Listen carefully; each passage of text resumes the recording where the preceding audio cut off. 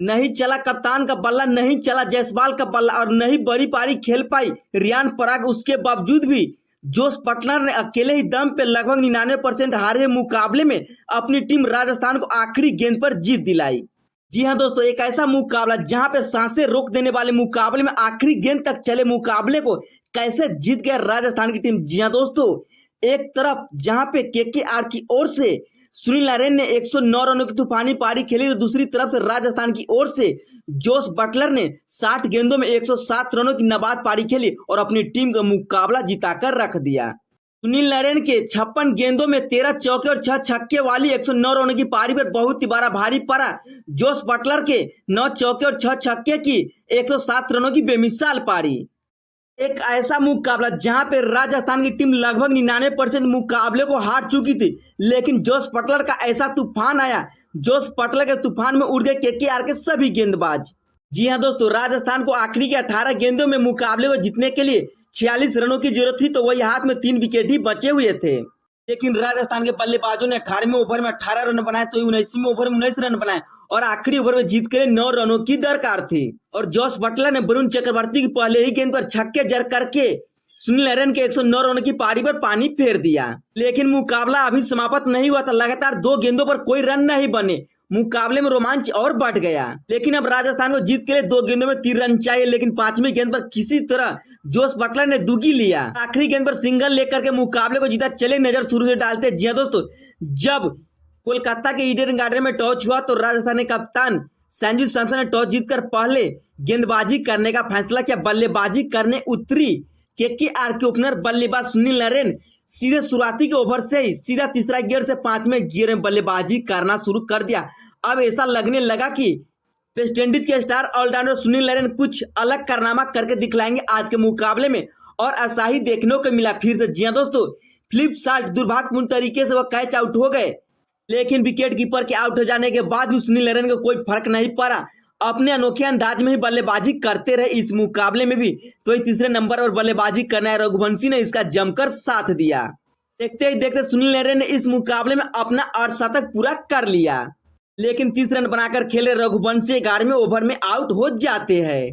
कि आउट हो जाने के बाद टीम थोड़ी सी लड़खड़ाई, लेकिन सुनील नारायण को उन सभी से कोई फर्क नहीं पड़ा, वो अलग रुतबा के साथ और बल्लेबाजी करते हुए नजर आए इस मुकाबले में। तेज देखते सुनील नारायण अपना शतक भी पूरा कर लिया। जी दोस्तों, सुनील नारायण के बल्ले से आईपीएल करियर का पहला शतक देखने को मिला टाटा आईपीएल 2024 के 31वें मुकाबले कोलकाता के ईडन गार्डन में। लेकिन नहीं तो इस मुकाबले में रसल द मसल की पारी चले, नहीं वेंकटेश अय्यर चले और नहीं कप्तान श्रेयस अय्यर चले। लेकिन अपना शतक पूरा करने के बाद सुनील नारायण इस मुकाबले ज्यादा देर तक नहीं टिक पाए। 56 गेंदों में 109 रनों की पारी खेलकर इस मुकाबले में आउट हो गए। उसके बाद रिंकू सिंह ने 20 रनों की तूफानी पारी खेली और अपनी टीम का स्कोर 20 ओवर में 223 रनों तक पहुंचाया और राजस्थान को इस मुकाबले को जीतने के लिए 224 रनों का एक विशाल टारगेट दिया, जिसके जवाब में राजस्थान के ओपनर बल्लेबाज यशस्वी जायसवाल के बल्ले से तूफानी पारी देखने को मिला शुरुआती के पावर प्ले में। लेकिन जायसवाल की पारी ज्यादा देर तक नहीं टिक पाई। उसके बाद कप्तान संजू सैमसन आए और इस मुकाबले में आते ही पवेलियन वापस लौट गए।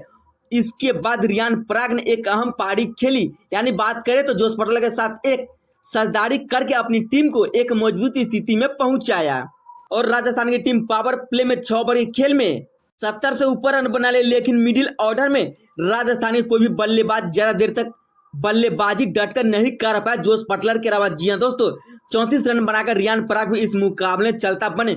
अब राजस्थान को इस मुकाबले को जीतना मुश्किल नहीं नामुमकिन जैसा हो गया था।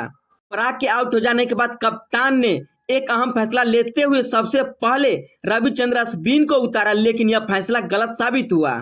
लेकिन हिटमायर के आते इस मुकाबले में रोबिन पोवेल आए और 13 गेंदों में 26 रनों की तूफानी पारी खेली। इस दौरान 3 छक्के तो 1 चौके भी लगाए और इसी ओवर से मुकाबला राजस्थान की ओर पलटते हुए नजर आए। उसके बाद बाकी का काम विकेट कीपर बल्लेबाज जोस बटलर ने काम पूरा कर दिया, जो कि इस मुकाबले में एक इंपैक्ट प्लेयर के रूप में खेल रहे थे।